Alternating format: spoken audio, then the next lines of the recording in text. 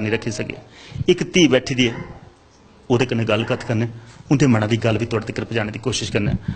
बच्चों क्या नाम है तेरा? मेरा नाम रिम्पी शर्मा है। रिम्पी जी जिल्ले भी कुतै ब्याह जुड़े सुहाग घोड़ियां गुण ते मना च केह् हुंदा जिल्ले सुनदे हो कुसै धी भैन दा ब्याह हुंदा ते मना च केह् ख्याल आउंदा? अगर तुझे सच गल सुना दे अऊं पहले कुड़ी दे ब्याह च जाना प्रेफर नहीं करनी है। और इस गल्ला नहीं करनी है कि मेरा दिल जेड़ा बड़ा छोटा है। अगर अऊं कुड़ियें दे ब्याह च जावां ते मिगी रोना पहले आई जांदा है। ते ये गल बिल्कुल बहुत मतलब बड़ा दुख होंदा है कि एक घरे छड्डियै दूए घर जाना ये बहुत मतलब दुखी होंदा है सच में यार।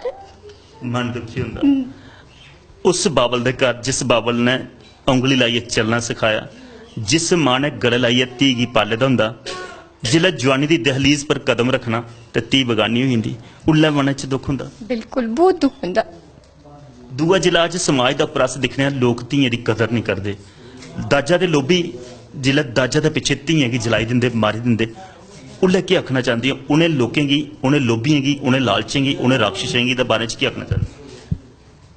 हाँ मतलब अऊं केह् आखां उंदे बारे च मतलब उंदियां अपनियां भी धियां होंदियां उन्हें उंदे बारे च भी ते सोचना चाहिदा। एक गल है जिल्लै कंजक छोटी होंदी है जन्म लैंदी छोटी जी कंजक होंदी उसी कंजक की मां का रूप मन्नियै लोग पैर धोइयै तो ओदी आराधना करते हैं। जिल्लै ओह कंजक बड्डी होंदी शक्ति स्वरूप होंदी औरत बनती है उल्लै शक्ति का रूप होंदा साक्षात भगवती का रूप होंदा उल्लै ओहदे पर अत्याचार क्यों होंदा? ये सारा समाज पर निर्भर करता है जिस तरीके कन्नै समाज मतलब समाज दी गलती है सारी। अलग मतलब जियां मैं तुसेंगी सनानी आं हर इंसान की हर पुरुष की सब तो पहले उसी मां चाहिए जिंदा रहने गल्ला, दूए नंबर उसी वाइफ चाहिए, त्रीए नंबर उसी भैन चाहिए, फिर उसी कुड़ी की नहीं चाहिए।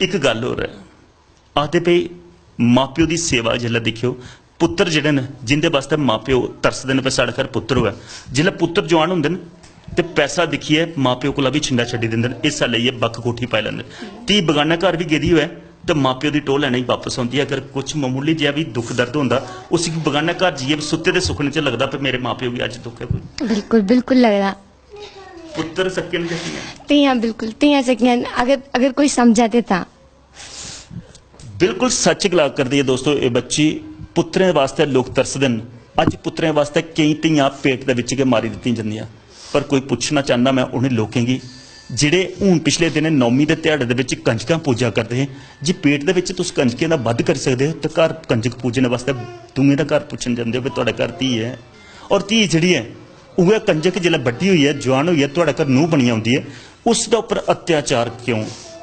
वह भी कुसै दी जिगर का टुकड़ा जिन्हें तुहानूं दान करिए दिता उसी अपनी इज्जत का टुकड़ा तुहाडे घर लड़ लाया पर दाजा दे लोभ ने साढ़े समाज के ऊपर एक बड़ा बड़ा एक तमाचा है जिहड़े लोग लोभी ने दाजा दे। दोस्तों धियां कुसै दियां भी होण दर्द सारे नाल छलकदा और वह घर इन्ने चिर तक पवित्र नहीं हुंदा जिस घर दे विच धी दी कलकारी नहीं बचे। पुत्रें पैसे पिछे माँ प्यो की कईएं की वृद्ध आश्रम पजाए दा पर कई धियां जिहड़ियां ओह वृद्ध आश्रम च जाइए माँ प्यो की वापस आना करदियां। एक गलबात का सरिस्ता साझा हुआ करता दोस्तों ग्रां सीन ब्राह्मणा का तो हुण ग्रां की होर टोह लैने होर किश लभदा वह भी थोड़े तक पजाने की कोशिश करने।